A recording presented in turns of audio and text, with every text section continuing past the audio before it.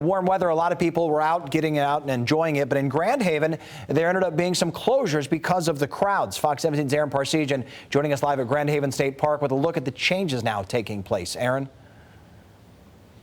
Derek, the parking lot behind me was full of cars and people on Saturday. Now it's closed. The DNR says too many people were not following social distancing guidelines. These photos taken by DNR rangers at Grand Haven State Park Saturday shows large groups of people congregating in a packed parking lot.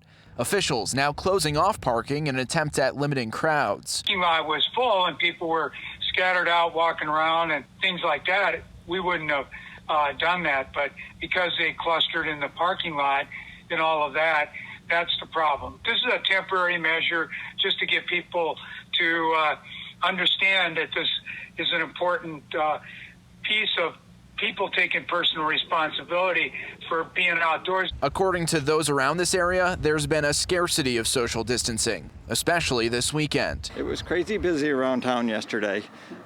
Just the traffic along the harbor here and things like that. I do think it was a good idea for the time being. I have noticed, and we walked through a week ago, and noticed nobody was obeying social distancing. Large crowds of people were together. Cars are right back to back and stuff like that. Down the street, many people were waiting in long lines at Pronto Pup.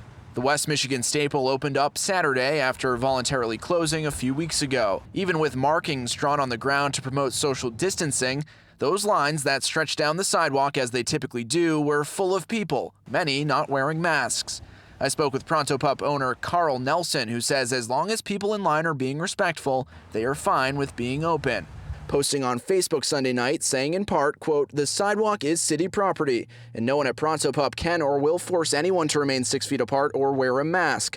But we are concerned with your safety above all else and are asking anyone who visits to follow these recommendations," end quote.